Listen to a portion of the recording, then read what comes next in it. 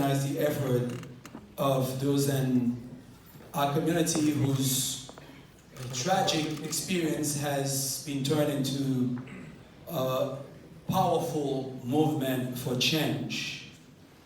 And this morning, I've been given the honor to recognize a community leader, a resident, a friend, and most importantly, a mother who has taken the most tragic experience in her life and used that to fuel her passion for change.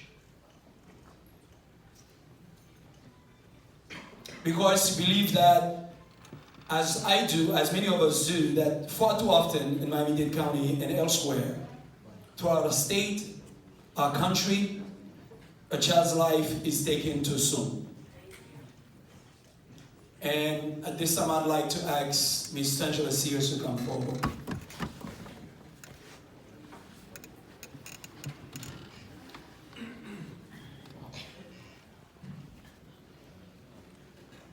On May the 21st, 2015, Ms. Angela Sears tragically lost her son, David Quinn, to senseless gun violence. Despite her pain and suffering, Ms. Sears continues to work as a community activist, combating gun violence to make our community and streets better and safer.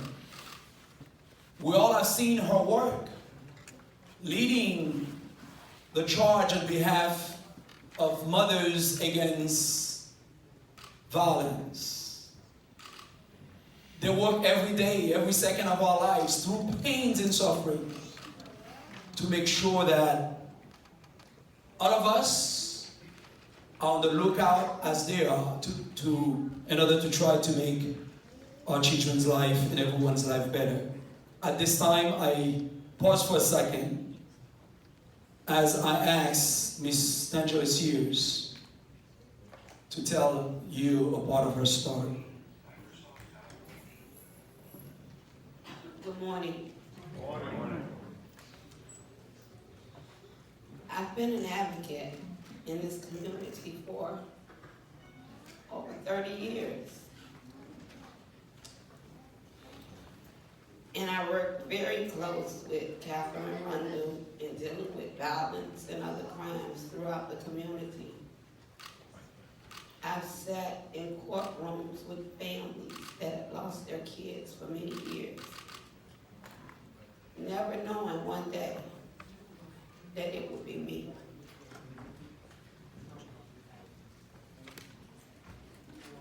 I always talked about how I could not imagine going through something like that. I always talked about what I would do if something like that happened to me. And it wasn't positive thoughts. So I thought I was doing something great by making sure that my son was in school. He went to Tallahassee. He met someone, they had a daughter. They got their place. He decided he'll live there. So I'm thinking this would never happen to me.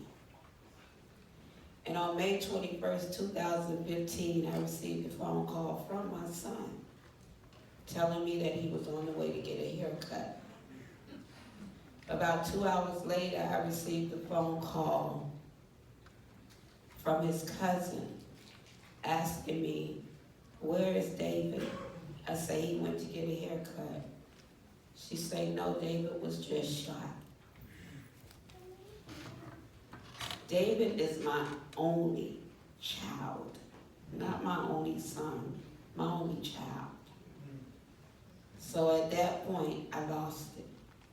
I could not bear to hear anyone or hear any more.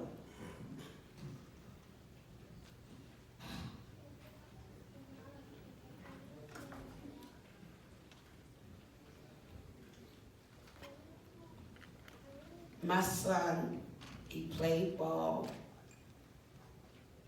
he ran track, well known in those areas, but I knew my son was petite just like me. And I couldn't imagine a bullet going in his body.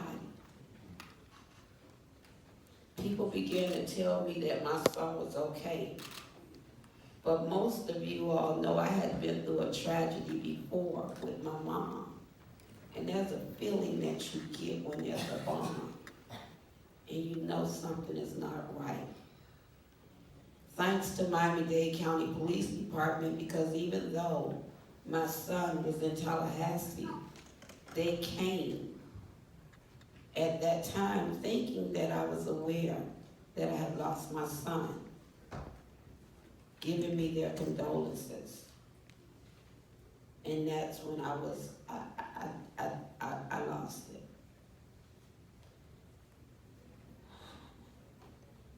I had an opportunity to go to Tallahassee and spend almost 2 hours in a room with my son.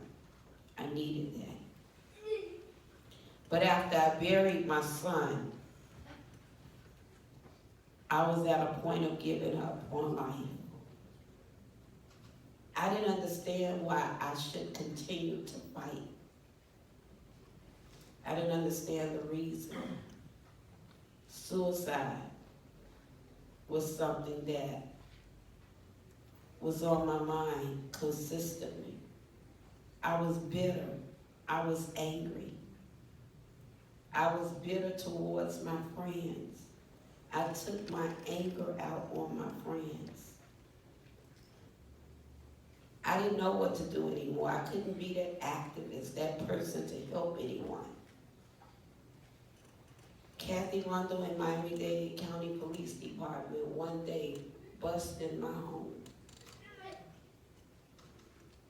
My home was plastered with my son's photos over the TV everywhere. I could not believe it, and I refused to live without my son. Of course, they took me away and told me that I needed help. I was very angry with them. But today, Chief Patterson, I thank you all.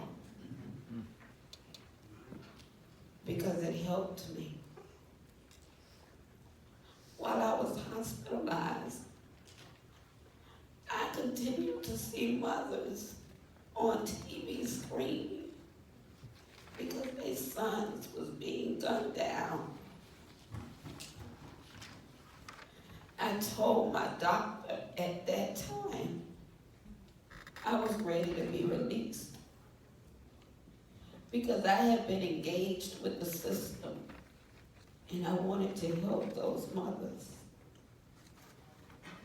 When they released me, I called a meeting with all parents.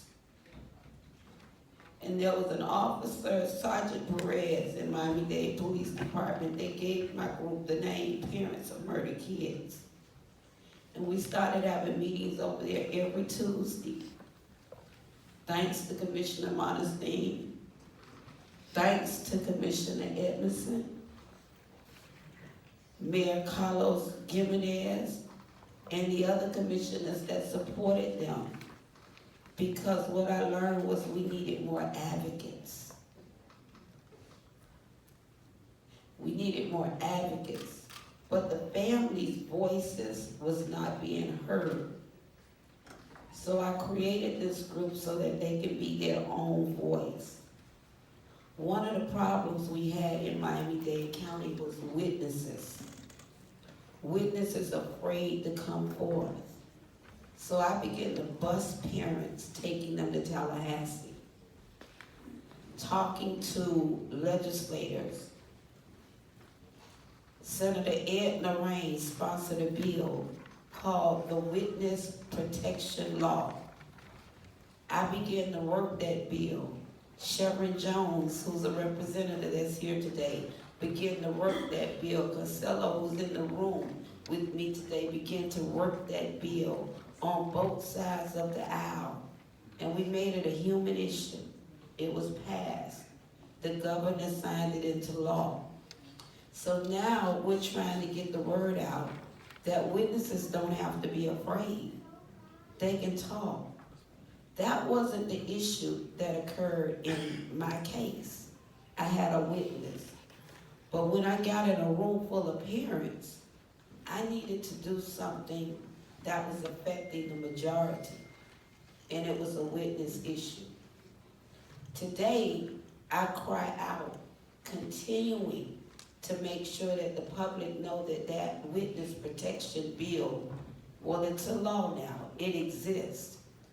But I also cry out asking that every person, when you come in contact with my good friend, my sister, State Attorney Catherine Fernandez-Rondon, all I ask is that you tell her, or you pick up the phone and call her, and ask her to enforce laws on violent offenders.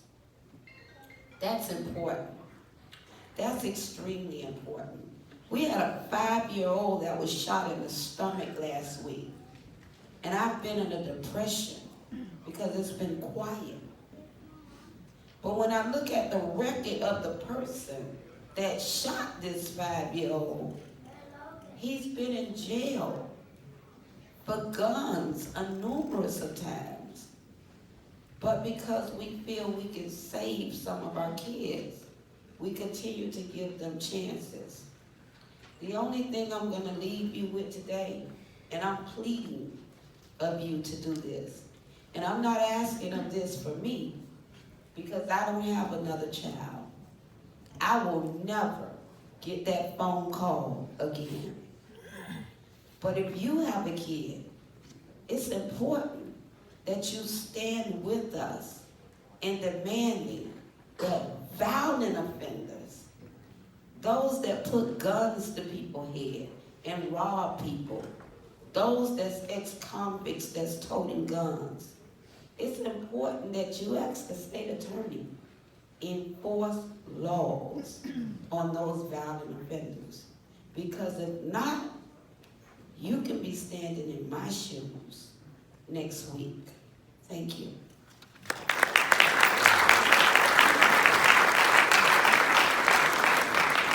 First of all, I'd like to say thank you to Commissioner Martinez, who sponsored the ordinance to honor the courage of these families and these mothers who lost a child but worked so hard to help save the life of other family members.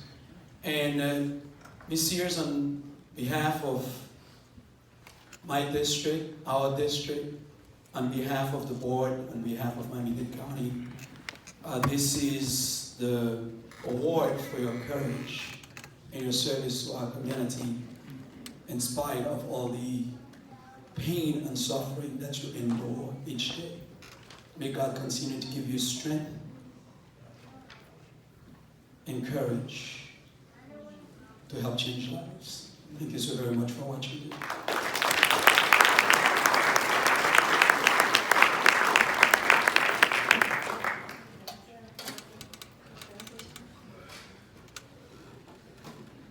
I'm so sorry, I just came from the kickoff of the school referendum, but I got a call that Tangela was receiving her award, so I just ran from the parking lot.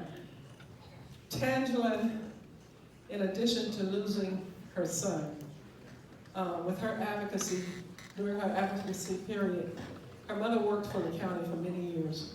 She also lost her mother very tragically. But in spite of all of that, Tangela still had the courage to keep pushing on and keep advocating, because she knew that in the end, that they needed a voice, that families needed a voice, mothers needed a voice. And I just want to commend her, because I have seen her growth over the years.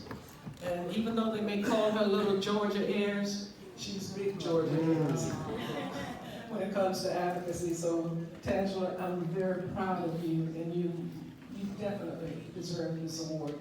And I want to thank Commissioner Martinez for having the wisdom to create such an award for people. So, thank you.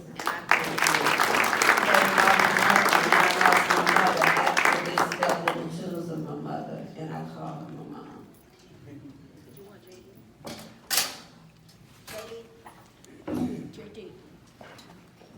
Rep, come